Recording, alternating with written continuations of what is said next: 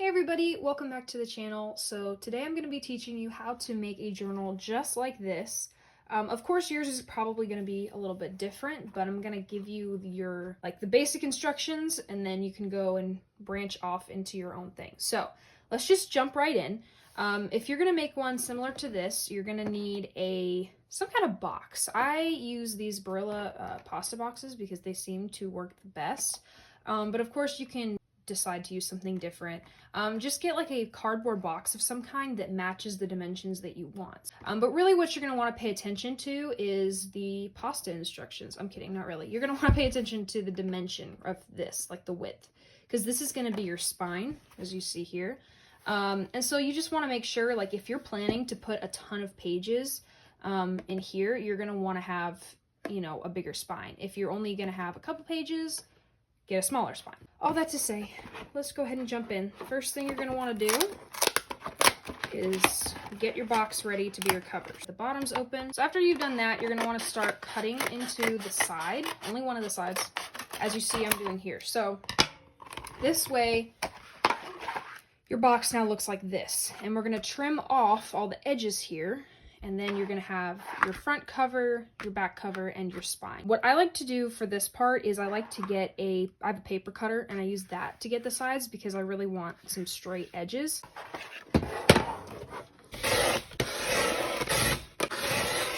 Okay, so here we have our cover. Like I said, front cover, back cover, and then your spine. So it's going to open up, and you have your nice little book. So now we need to cover it because obviously you don't want to see all that. So the best way to do this, now I've done it both ways, but the way that I like the best is with fabric, to cover it up with fabric. You can, if you want to, use paper as well. That's just going to be a little bit more tricky because when you get to where it folds, that's where it becomes a problem. Now, you could do like paper, like 3 separate pieces of paper and then cover with washi tape along the edges. I've done that before. But really it's up to you. So we have to get a piece, like 2 kinds of fabric, or you could do the same if you want to, but I'll just give you the gist. Fabric, and then second piece of fabric. So this will be the outside cover, and then this one is going to cover the inside. Okay, so I laid it all out. This is the one piece, and I'm just going to measure here. We'll do it this way. And I'm just going to lay it down like this. And actually, I'm going to grab a little bit of Mod Podge. Now, this is totally optional. If you don't have Mod Podge, you can always use like a glue stick or something. I just need something to temporarily hold it down. Okay, so I'm going to use my tiny little glue stick. It's so sad. But we're going to use that because I don't feel like getting all the Mod Podge stuff out right now. So I'm just going to go a little bit on the edge, just around here. This is just going to hold it on for a minute. Eventually, we're going to sew this. I mean, if you don't have a sewing machine or you don't have anything or you don't know how to sew, you can just use the glue by itself. That will work as well. You're just going to want to put a little bit more than I am here, and you're going to want to use something like Mod Podge or a fabric glue. That way it's going to stay on. So now this is somewhat being held on, and really all I need is I just need it as like a template, just so I can know what size I need to cut all of this. You could, of course, measure, but like, who wants to measure? So now for the inside, I'm going to do the same thing, just reversed. So now you have an actual cover that looks pretty cute. It is probably going to end up being some warping. There's a little bump right here. You can't really see it, but there's a little bump there. And coming from somebody who is very much a perfectionist, that really does not bother me, especially once the entire journal's made and all the pages are in. You're really not going to notice it. So if there's some bubbling happening, don't worry about it. Your next step is going to be sewing all the way around the edge. Like I said, you could always just use glue, but I would definitely recommend sewing it because that's what's going to hold up over time. You can hand stitch it all the way around. I have done that before. It takes a hot minute though. So if you have a sewing machine and you know how to use it, I would definitely recommend doing that. So just stitching wise, just to let y'all know, I'm going to be using a zigzag stitch for this. And I'm just going to go all the way down the edge around all 4 corners, and make sure you're getting through the cardboard and through your fabric. I will say it does get a little bit tricky just to kind of figure out where exactly the edge of the cardboard is. So most of the time I try to just feel it with my finger. Now we have our cover, and it has all these like super rough edges on there. The reason I really like using fabric is because after you go back and cut and like finish it out, you can take some of these little threads and pull them out. So it gives it like a rough edged look. And it's super simple. This is by far the easiest way to cover and make a journal that I have found so far. So now you have a completed cover. And I think I'm going to use this side as the front cover. Now what you need to do is start adding pages in. So I'm going to show you how to do that. You're going to want to do 3 signatures, or at least that's what I'm going to do for this one. You can do as many or as little as you want. So if you don't know what a signature is, I'll show you on this journal. So if you see the folded pieces of paper, those are 3 signatures right there. And then you sew them in just like that, which I'm going to show you how to do all that in depth in just a second. But you're going to want to start by measuring out what sizes you want your pages to be. So how you can do that is by grabbing just a blank piece of paper, just like this, and then cutting it to the size that you want. So how you're going to do your pages is you're going to have a page like this, and you're going to fold it in half. That is how your signature is going to be. And then you're going to put more folded in half pages inside each other like that. And then you get to sew it right here into your journal. Of course, this is too big though, so that is where your ruler, or if you have a cutting board, cutting board. Is that what they're called? This thing, if you have one of those. There we go. You can use that. Otherwise, just rip it like I'm doing. I find that this is the easiest way to do it. So I'm just gonna kind of estimate. That might have been too much. Ooh, look at that. My estimation was literally perfect. I want the length to be about that. So, now that you have this template, what you can do is lay it out flat. This is the size of paper you're going to need. And then you're going to fold that piece in half. And you can use any kind of paper you want. If you're going to make like a writing journal, you could just use this, you could just use copy paper in it if that's all you have, or colored paper. I recommend buying like decorative pages like this. They normally come, I think this is 12 by 12. They normally come in 12 by 12. You can get them in smaller, but I would just recommend getting 12 by 12. I will say, this is not double-sided. It has white on the back, and I would recommend getting double-sided. That's what I enjoy using the most. Of course, do whatever you want, but I would recommend getting double-sided. So now, this page is the size that we need, and we can just fold it in half. Just like that, and this is the first page in the signature. So this will fit right in there. Yeah, and the same with this one, just folding it in half.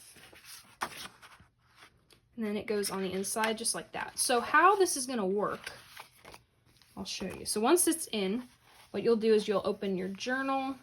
This will be your first page. Open this, and you'll see these 2 pages, and then it'll just go just like that. And then once you get to the end of this signature, it'll go into another one. And you can grab pages like this. So see, it doesn't fit perfectly, but that doesn't really matter. I'm going to do a little bit of a layered look. And I'm going to put one of these pages in as well.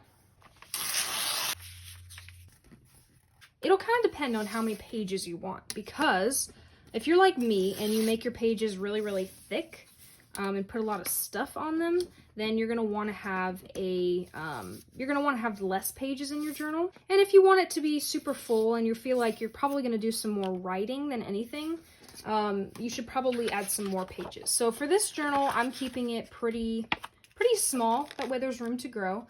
And I have 6 or 7 pages in each signature. Alrighty, so I have this signature here, and then I have these 2 as well, and they'll fit in just like that.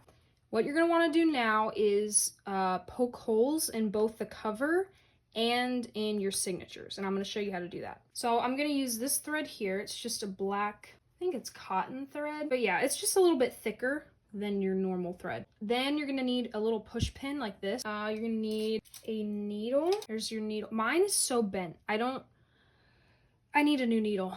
And then a bunch of these little clips. We're going to start on the cover and punching holes in that first. So what you're going to want for each signature you're going to need 3 holes. Just like this right here. You're going to need, so 1, 2, 3. You're doing 3 signatures. So it's going to be 3 sets of 3, basically. Pretty easy. The only thing that you're going to have to watch is you have to make sure that the distance between these, like these 3 holes, is the same distance as the 3 holes that will be on your signatures. That is what you have to watch out for. To make sure you have the same thing, go ahead and grab, actually I'll use this one. Go ahead and grab your template, we'll say. And you can mark on there. It doesn't matter where the 3 holes are. You just need 1 close to the bottom, 1 close to the middle, and 1 close to the top. It does not have to be exact. So there's 3. The other thing you're going to want to do is mark what's up and what's down.